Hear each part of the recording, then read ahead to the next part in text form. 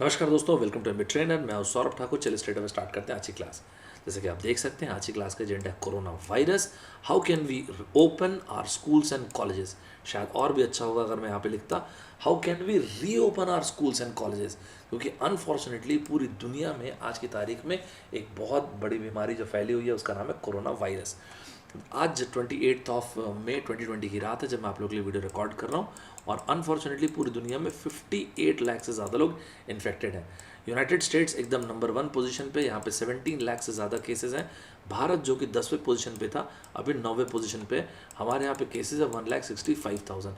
हम लोग अभी टर्की को सरपास किए, और ठीक पीछे हम लोग जर्मनी में केसेस है 1,82,000। आपको लगेगा कि सर ये तो ठीक है, केसेस की बात हो गई। अब आप इंटरेस्टिंग चीज़ सुनो, ये इस पूरे महामारी के बीच में 3 देश ऐसे हैं जिन्होंने हिम्मत जुटाई, और वो 3 देश हैं जर्मनी, वियतनाम और न्यूजीलैंड। और क्या किया सर इन्होंने डिसाइड किया कि हम अपने देश के स्कूल्स को ओपन करेंगे। इसके पहले कि आप वो वाला फैक्टर लेके आओ किस तरह इन देशों में आबादी कम है, ज़्यादा है, ये है वो है, तो मैंने एक छोटा सा टेबल बना दिया आपके लिए। देखिए जर्मनी में जैसा मैंने आपको बताया आज की तारीख में टोटल कोरोना वायरस से पॉजिटिव केसेस 1,82,000 से थोड़ा ज़्यादा है। इनके पीछे ठीक पीछे हम लोग आते हैं, हमारे यहाँ पे केसेस 1,65,000 से ज़्यादा है। वियतनाम जो कि चाइना के इतने करीब है, उनके यहाँ पे मुश्किल से 300 प्लस केसेस हैं। न्यूजीलैंड में केसेस हैं 1,500 प्लस केसेस हैं। ठीक है, आज के टाइम पे अगर आप देखेंगे टोटल एरिया आप देखेंगे तो जर्मनी के एरिया का ऑलमोस्ट 9 टाइम्स है इंडिया का एरिया, वियतनाम के एरिया का ऑलमोस्ट 10 टाइम्स इंडिया का एरिया, और न्यूजीलैंड के पास जो एरिया है उसका ऑलमोस्ट 11 टाइम्स। ज़रा पॉपुलेशन देखिए, भारत की आबादी 135 करोड़ से ज़्यादा है, और हमारे 1/10 से भी कम आएगा जर्मनी, हमारे 1/10 से भी कम आता है वियतनाम, और हमारे 0.5% से भी कम में आता है न्यूजीलैंड। पॉपुलेशन डेंसिटी देखेंगे 232 लोग हैं पर स्क्वायर किलोमीटर, 276। अब 18 में क्या ही चेक करेंगे यार, इतनी सी आबादी, इतना एरिया से 18 लोग हैं मुश्किल से पर स्क्वायर किलोमीटर। भारत में 406, काफ़ी ज़्यादा पॉपुलेशन डेंसिटी है। मैंने शुरुआत में इन 3 डेटा को क्यों रखा, आपको ये बताने के लिए कि हमारे देश में लड़ाई अभी लंबी चलने वाली है, ध्यान रखिएगा। आज की क्लास जीडीपी के ऊपर नहीं है, स्कूल्स और कॉलेज स्कूल्स के ऊपर है बेसिकली। अदरवाइज आप जीडीपी में देखेंगे तो जर्मनी के ठीक पीछे हम लोग आते हैं, और बाकी इनकी जीडीपी इतनी रही। ह्यूमन डेवलपमेंट इंडेक्स, मेरा एक वीडियो है वैसे यूट्यूब में, आप चाहें तो प्लेलिस्ट में होगा, देखिएगा, जिसमें मैंने एचडीआई क्या होता है ये बताया है।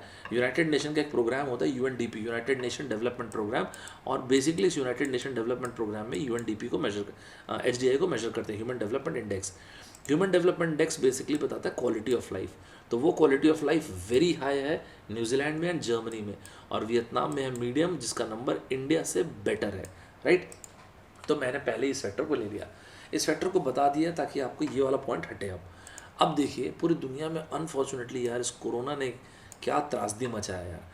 अनफॉर्चुनेटली तकरीबन 2.5 से 3 महीने हो गए पूरी दुनिया में ज़्यादातर बच्चे जो हैं स्कूल्स नहीं गए हैं। आपको क्या लगता है पूरी दुनिया में स्कूल में कितने बच्चे पढ़ते होंगे? पूरी दुनिया में स्कूल में अगर आप देखेंगे तो 1.5 बिलियन से ज़्यादा बच्चे पढ़ते हैं। 1 बिलियन का मतलब होता है 10⁻⁹। ये वो बच्चे हैं जो पिछले 2.5-3 महीने से स्कूल नहीं गए अभी। और अभी 3 देशों में, जर्मनी में, वियतनाम में और न्यूजीलैंड में, ये बच्चे वापस स्कूल की तरफ जा रहे हैं, which is indeed a great news. Germany में अगर आप देखेंगे तो जर्मनी में जो स्टूडेंट्स हैं, स्कूल के स्टूडेंट्स हैं, वो लोग खुद एडमिनिस्टर कर रहे हैं, मतलब खुद चेक कर रहे हैं कि वो लोग कोरोना के लिए पॉजिटिव है कि नेगेटिव है। ग्रेट। वियतनाम में ये देखने को मिला कि अगर आप एक बच्चे, आप एक चाइल्ड हैं या फिर आप एक अडल्ट हैं, आप स्कूल बिल्डिंग के अंदर तब एंटर करेंगे जब पहले आप थर्मल स्कैनिंग से गुजरेंगे। थर्मल स्कैनिंग से गुजरेंगे स्कूल बिल्डिंग के अंदर एंटर करने के पहले मैंडेटरी है कि आपको मास्क लगाना है। न्यूजीलैंड ने ये किया कि न्यूजीलैंड की गवर्नमेंट ने ऑलरेडी अनाउंस कर दिया है कि पेरेंट्स और बच्चे खुद डिसाइड करें। देखिए बाय द वे 14 मई से न्यूजीलैंड में स्कूल स्टार्ट हो चुके हैं। उन्होंने बोला कि पेरेंट्स और बच्चे जब तक कि खुद ही डिसाइड नहीं करेंगे, उनको ऐसा लगता है कि अगर बहुत जल्दी अभी स्कूल नहीं जाना है कोई दिक्कत नहीं, मत आइए, आप पहले फिजिकली और मेंटली अपने आप को तैयार कर लीजिए, स्कूल आना है तब आ जाइएगा, कहीं कोई दिक्कत की बात ही नहीं है। देखिए हालांकि ये टफ टाइम है, पूरी दुनिया जानती है इस चीज़ को। दुनिया के काफ़ी सारे एक्सपर्ट्स ने बोला कि हालांकि ये जो चीज़ हो रही है, ये तीनों देश जो कर रही है रिस्की है, लेकिन फिर भी ये किया जा सकता है, क्योंकि अगर आप देखेंगे तो यंग लोग जो हैं वो कंपैरेटिवली बुज़ुर्ग लोगों से कम वल्नरेबल है इस बीमारी के लिए। ठीक बात है, ये पॉइंट भी ठीक है वैसे तो यही टॉपिक हम लोग डिस्कस करने वाले हैं। आप जहाँ पर भी इस वीडियो को देख रहे होंगे, आप चाहें तो हमारे YouTube channel MB trainer Saurabh Thakur में जाके इस तरह के और बहुत सारे वीडियो से बेनिफिट अवेल कर सकते हैं। अगर आपको अच्छा लगे तो आप टेलीग्राम चैनल में जाके इस पर्टिकुलर वीडियो का भी PDF डाउनलोड कर सकते हैं। देखिए पीस बाय पीस देखते हैं, सबसे पहले आते हैं जर्मनी में। जर्मनी के नॉर्दर्न रीजन में आते हैं, बर्लिन के ठीक ऊपर यहाँ पे एक टाउन है जिसका नाम है न्यूस्ट्रेलिट्स। न्यूस्ट्रेलिट्स में एक यहाँ पे जो टाउन है, यहाँ पे एक 17 वर्षीय बच्ची का एक इंटरव्यू आया था न्यूयॉर्क टाइम्स में। तो न्यूयॉर्क टाइम्स का ये आर्टिकल अगर आप पढ़ पाएंगे तो ज़रूर पढ़िएगा। इस आर्टिकल में बेसिकली ये बोला गया है कि ये डिसीजन जो है स्कूल्स को ओपन करने का ठीक है कि नहीं है। भगवान ना करे कहीं ऐसा तो नहीं हो जाएगा कि ये जो बच्चे हैं, गॉड फॉरबिड, इन्होंने जो आर्टिकल लिखा उसमें बता रहा हूँ, कहीं ये तो कहीं नेक्स्ट नए सुपर स्प्रेडर्स तो नहीं बन जाएंगे। इस तरह से चीज़ लिखा हुआ है इस आर्टिकल में। एक जो बच्ची है जिनका नाम है मिस ली, 17 साल की छोटी सी स्कूल की बच्ची है, ली हैमर मिस्टर। तो ली हैमर मिस्टर साहिबर ने ये बोला कि देखो क्या है ना कि मैं क्या करती हूँ, उन्होंने बोला कि मैं ऐसा स्वाब, आपने स्वाब देखा, इसको बोलते हैं स्वाब, अभी कोरोना केस में खूब देखा होगा अभी, राइट। तो जिनको भी कोरोना के लिए टेस्ट किया जाता है, ये स्वाब को लेते हैं और ऐसा गले के अंदर या नाक के काफ़ी डीप ले जाते हैं और उसको फिर जो जो निकलता है उसमें से उसको टेस्ट करते हैं, राइट। तो उन्होंने बोला कि मैंने इस तरह से स्वाब लिया और अपने गले के अंदर डाला और उसको फिर इवैल्यूएशन के लिए भेजा। उसी रात मुझे रात को इवैल्यूएट होने के बाद मेल आ गया कि मैडम आप कोरोना के लिए पॉजिटिव बिल्कुल नहीं है, आप कोरोना के लिए नेगेटिव हैं। तो अभी जर्मनी में जो स्कूल्स हैं वहाँ पे अगर आप कोरोना के लिए नेगेटिव हैं तो आप एक बढ़िया ऐसा ग्रीन स्टिकर हाथ में लगाते हैं और स्कूल जाइए, मास्क नहीं लगाएंगे तो भी चलेगा उस केस में। तो इन्होंने कहा कि ये आइडिया मुझे तो बहुत अच्छा लगा और मैं और मेरे दोस्त हर 4 दिन में इस चीज़ को करते हैं। जब हम ऐसा करते हैं तो मैं ना सिर्फ मैं, मेरे दोस्त, अभी हम देख रहे हैं कि हमारे पूरे स्कूल में बहुत सारे लोग ऐसा कर रहे हैं। इससे हम फिजिकली तो फिट रहते हैं और मेंटली भी एकदम सुकून रहता है कि हाँ हम लोग बिल्कुल पॉजिटिव नहीं हैं।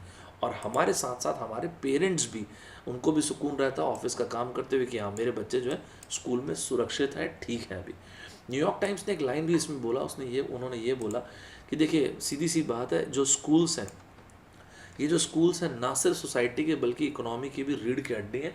ये स्कूल्स इतने महत्वपूर्ण हैं, इतने समय तक के स्कूल्स को बंद रखना कुछ ऐसा है जैसे इन बच्चों के स्वर्णिम फ्यूचर के साथ क्या खेलने जैसा हो जा रहा है। तो हम कोशिश करें कि हम स्कूल को ओपन कर पाएँ।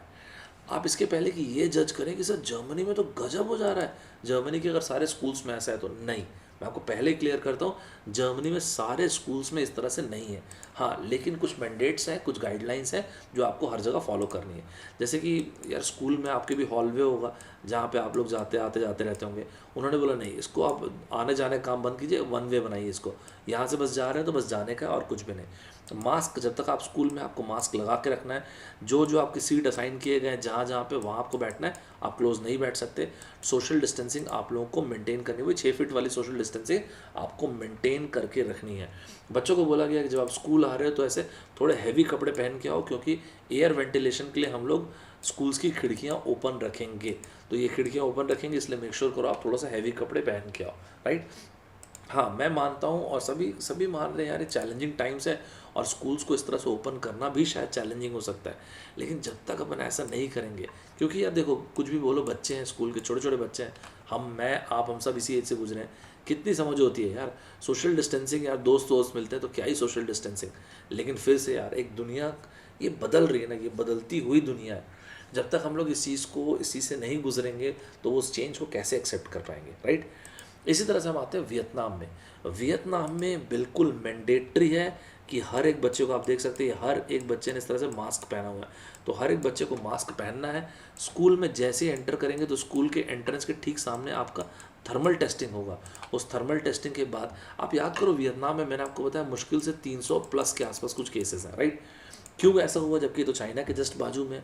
इन लोगों ने भयंकर एग्रेसिव तरीके से स्टार्टिंग से टेस्टिंग करना शुरू किया, कॉन्टैक्ट ट्रेसिंग करना शुरू किया। ये बहुत एग्रेसिव रहा और ये इनका तरीका एकदम सुपर हिट रहा और अपने इसी ट्रायल एंड टेस्टेड तरीकों के लोग स्कूल में यूज़ करने वाले हैं अभी रीओपन करने के लिए स्कूल को।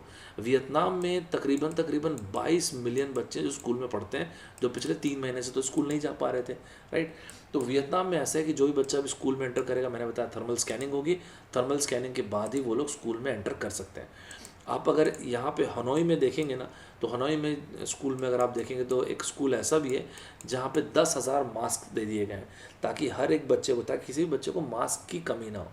एक बच्चे ने ये भी बोला, बहुत प्यारा और इनोसेंट सी बात बोला एक बच्चे ने, इसी हनोई के एक स्कूल के बच्चे ने बोला कि जब मैं ऐसा मास्क लगाता हूँ और थर्मल स्कैनिंग से गुजर के जब स्कूल में आता हूँ तब मैं एकदम संतुष्ट रहता हूँ कि हाँ now I am safe from this virus.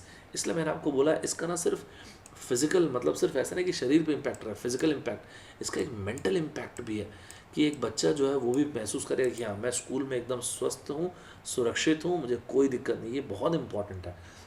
जिस तरह से जर्मनी में, उसी तरह से वियतनाम में भी मैंडेटरी रखा गया है कि आपको एनफोर्स करना ही है सोशल डिस्टेंसिंग को, वो आपको फॉलो करना ही है। चैलेंजेस हैं, मैं फिर से बोलता हूँ, स्कूल के बच्चे हैं, छोटे बच्चे हैं, तो सोशल डिस्टेंसिंग हमेशा एक चैलेंज रहेगी, बट जब तक आप ये चीज़ नहीं करेंगे तो बहुत डिफिकल्ट होगा। वियतनाम में एक और चीज़ मैं बताता हूँ, गवर्नमेंट का डेटा है इनफैक्ट, उनके 30% जो वियतनामीज स्कूल हैं वहाँ पे ये देखा गया कि रनिंग वाटर की फैसिलिटी नहीं है और साबुन की व्यवस्था नहीं है, सोप की व्यवस्था नहीं है। तो आप जो ये बोलते हैं ना कि हम लोग अभी कोरोना केस में कि कम से कम 20 सेकंड तक रगड़ रगड़ के हाथ को धो ताकि वायरस के लेयर्स जो हैं वो ख़त्म हो जाए, मर जाए। तो अभी अगर ये चीज़ इसी तरह से बनी रही तो अचानक आपको फिर आउटब्रेक देखने को मिल सकता है। लेकिन मुझे ऐसा लगता है कि इतनी बड़ी चीज़ नहीं है। जिस देश ने 300 के आसपास ही केसेस हों उसके लिए मेरे ख्याल से बहुत बड़ी चीज़ नहीं है, अभी इसको रेक्टिफाई किया जा सकता है। This is what I personally believe. तीसरा देश जैसे मैंने आपको बताया वो आता है न्यूजीलैंड। न्यूजीलैंड में आप देखेंगे तो न्यूजीलैंड में देखिए बच्चे ऑलरेडी सोशल डिस्टेंसिंग मेंटेन किए हुए हैं। तो न्यूजीलैंड में जो सरकार है उन्होंने पहले ही बोल दिया कि आप लोग एक काम करो ना, जो भी पेरेंट्स और बच्चे हैं उनको बोला गया कि जब तक आप फिजिकली और मेंटली जब तक आप एक्सेप्ट नहीं कर लेते कि हाँ अब मैं स्कूल जाने को मेंटली भी तैयार हूँ, तब तक कि नहीं आना है कोई दिक्कत नहीं। एक स्कूल के साथ एक ट्रांजिशन अग्रीमेंट कर लीजिए, 1 हफ्ते नहीं आएंगे, 2 हफ्ते नहीं आएंगे, 1 महीने नहीं आएंगे, जैसा भी होगा, तो आप ट्रांजिशन अग्रीमेंट कर लीजिए। मैंने आपको पहले भी बोला न्यूजीलैंड में ऑलरेडी स्कूल्स ओपन हो चुके हैं 14 मई के आसपास से, राइट। तो एक बार आप ट्रांजिशन अग्रीमेंट कर लो स्कूल के साथ। एग्जैक्टली उन्होंने क्या बोला यहाँ पे ये मैंने लिखा हुआ है, वीडियो को पॉज करके इस लाइन को पूरा पढ़ लीजिएगा, राइट। आप इन लेडी को पहचानते होंगे, न्यूजीलैंड की प्राइम मिनिस्टर साहिबा हैं, जैसे जेसिंडा आर्डर्न जी हैं। इनका आपने सुना भी होगा, अभी थोड़े दिन पहले इन्होंने ही बोला था, सजेस्ट किया था कि 4 days a week working, 4 days per week काम करना है और 3 days हम सोच रहे हैं कि ऑफ दिया जाए ताकि इकोनॉमी को एक बूस्ट मिले। तो अभी इनका एक आर्टिकल काफ़ी चला था, अगर हो सके तो मैं डिस्कस कर दूंगा उसे भी। एक काम कीजिएगा, आप मुझे ये बताइएगा न्यूजीलैंड का कैपिटल बताइएगा और न्यूजीलैंड की लार्जेस्ट सिटी बताइएगा, क्योंकि दोनों अलग अलग हैं, उसमें लोग कन्फ्यूज़ हमेशा करते हैं। जैसा मैंने आपको बताया, गवर्नमेंट ने इस चीज़ को एम्फेसाइज़ किया है कि हाँ आप लोग काम करो ना, ट्रांजिशन अग्रीमेंट कर लो आप और स्कूल मिलके। लेकिन अभी उस ट्रांजेक्शन अग्रीमेंट के बारे में अभी कुछ क्लैरिटी नहीं है। इसका मतलब ऐसा लग रहा है कि स्कूल के ऊपर और पेरेंट्स के ऊपर और बच्चों के ऊपर छोड़ दिया कि आप लोग देख लो। तो आपके और स्कूल के बीच की बात है कि 1 हफ्ते, 2 हफ्ते, 1 महीने, जैसे नहीं आना है वो आप लोग अग्रीमेंट कर लो। देखिए मुझे पर्सनली ऐसा लगता है कि ये फ्लेक्सिबिलिटी वाला डिसीजन, मुझे पर्सनली ऐसा लगता है कि बहुत बेहतरीन डिसीजन है, क्योंकि इस टफ टाइम में आप एनफोर्स नहीं कर सकते। देखो होता है क्या है ना यार, जब आपके पास डिसीजन लेने की पावर होती है ना, तो आप चीज़ें आपके कंट्रोल में होती हैं। तो फिजिकली तो इम्पॉर्टेंट है ही, लेकिन मेंटली भी ये बहुत सुकून देता है आपको कि हाँ मैं इस सिचुएशन को लीड कर रहा हूँ। हालांकि दुनिया के बहुत सारे एक्सपर्ट्स ने बोला कि यार ये स्कूल ओपन कर देना, ये सब प्रोग्राम ना फुल प्रूफ नहीं है, ऐसा नहीं करना चाहिए। रादर इसकी जगह आपको मेक श्योर करना चाहिए कि आप थोड़ा इन्वेस्ट करो पैसा और अपने ऑनलाइन, अपने ट्यूटर्स को ऑनलाइन, अपने एडुकेटर्स को ऑनलाइन क्लासेस के लिए आप तैयार करो। ठीक है, इन साहब का ओपिनियन भी बहुत बढ़िया है, लेकिन अगर आप मुझसे मेरा ओपिनियन पूछेंगे ना, तो मैं तो बिल्कुल एम्फेसाइज करूँगा कि देखो ऐसा है। आपको मैंने 3 देश के बारे में बताया, जर्मनी के बारे में बताया, वियतनाम के बारे में बताया और न्यूजीलैंड के बारे में बताया। एक जो आपको कैटेगोरिकली तीनों देशों में दिखा होगा ना, वो बच्चों में कॉन्फिडेंस दिखा होगा। मैंने इस टॉपिक को आज इसलिए लिया, स्कूल्स को ओपन करने के लिए, कॉलेजेस को ओपन करने के लिए, इकोनॉमी को ओपन करने के लिए। पता है जो चीज़ चाहिए वो है कॉन्फिडेंस। आपको, मुझको, हम सबको ये कॉन्फिडेंस आना चाहिए कि यार टेस्टिंग तो मैं खुद जाके कभी भी करवा सकता हूँ। जब तक कि देखो वैक्सीन भगवान करे कल आ जाए, राइट, ये हम तो सब चाहेंगे कि कल वैक्सीन आ जाए, मास प्रोडक्शन भी आज रात को ही हो जाए। लेकिन अगर आप ऐसे देखेंगे तो ये थोड़ा अनरियलिस्टिक है। एक्चुअली कुछ साल तो वायरस, ऐसा लगता है कि this virus is here to stay. मुझे पर्सनली ऐसा लगता है कि पूरी दुनिया को इस वायरस के साथ जीना अभी कुछ वक्त के लिए तो सीखना पड़ेगा। ये हमारे सभी की ज़िंदगी का एक बहुत बड़ा चेंज है जो आ रहा है। हम सभी को ये समझना पड़ेगा कि हमको पर्सनल हाइजीन मेंटेन रखना है, सोशल डिस्टेंसिंग मेंटेन रखना है, और एक और चीज़ चाहिए, और वो मैंने बोला कॉन्फिडेंस।